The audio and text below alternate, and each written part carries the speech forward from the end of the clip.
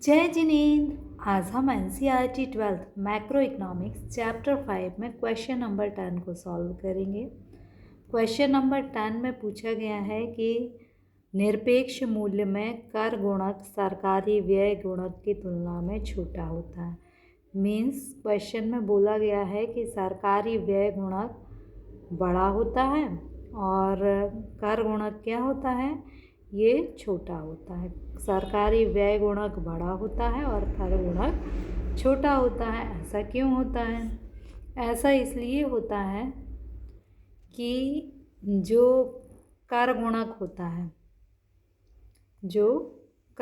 होता है तो वह आय का जो संतुलन स्तर होता है उसे नकारात्मक रूप से प्रभावित होता है। इसे एग्जाम्पल से देखते हैं कि एक व्यक्ति है और इसकी आय है।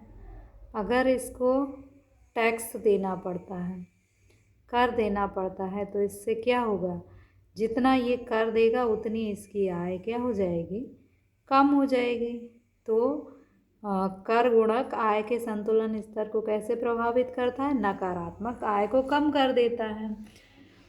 और करों में वृद्धि से प्रयोज्य आय नकारात्मक रूप से प्रभावित होती है। इसका अर्थ है कि कर में वृद्धि होती है तो उससे प्रयोज्य आय क्या होती है, कम हो जाती है। यदि इसकी आय 100 रुपये है और 10 रुपये इसने कर दिया तो इसकी प्रयोज्य आय कितनी हो जाएगी, 90 हो जाएगी। तो अंत में सकल मांग को कम कर देती है।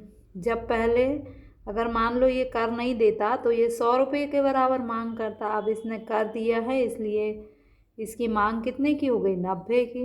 यानी कर जो है उसके कारण जो मांग है वो क्या हो जाती है, कम हो जाती है।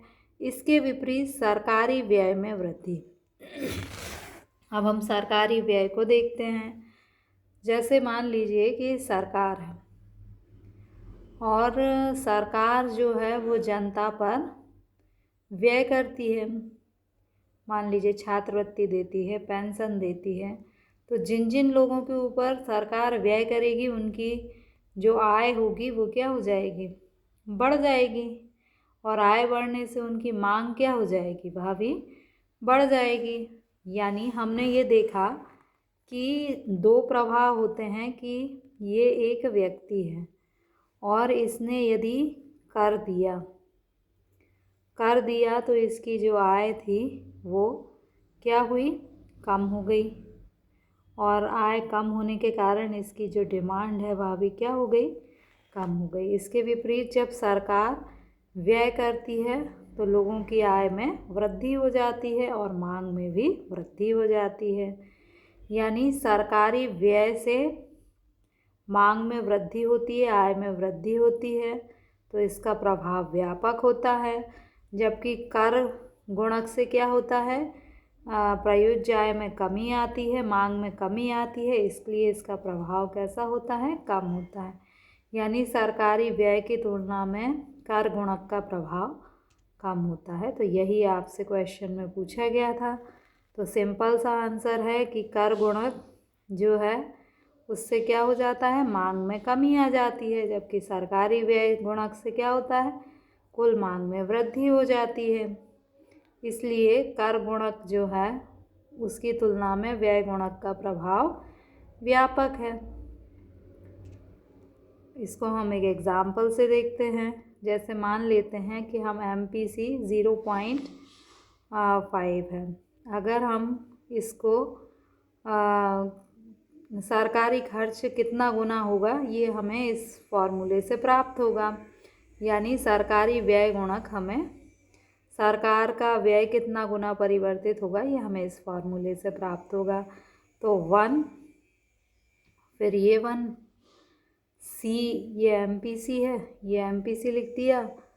इसके बाद हमने क्या किया, 1 में से 0.80 को घटाया तो हमें कितना मिला, 1/0.20। अब चूँकि ये पॉइंट में है और हमें इस पॉइंट को हटाना है तो हम क्या करेंगे, ऊपर जैसे दशमलव के बाद ये 2 अंक हैं तो एक के इधर हम क्या करेंगे, 2 अंक रख देंगे। तो ये हो जाएगा 100/2 और 100/20। और 20 से हम 100 को काटेंगे तो हमें कितना मिल जाएगा? 5। तो ये तो आपका हुआ कि सरकारी खर्च में कितने गुना वृद्धि होगी। अब हम कर गुणक निकाल लेते हैं। कर गुणक में क्या होगा?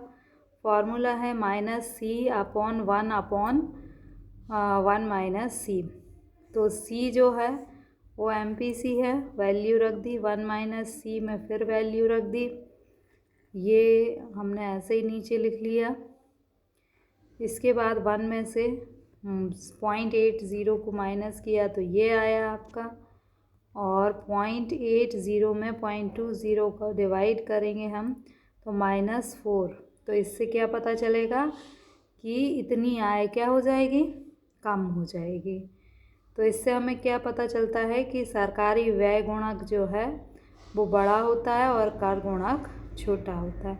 सिंपली इस एग्जाम्पल से आप ये समझ सकते हैं कि ये सकारात्मक है 5 और कर गुणक क्या है? नकारात्मक है।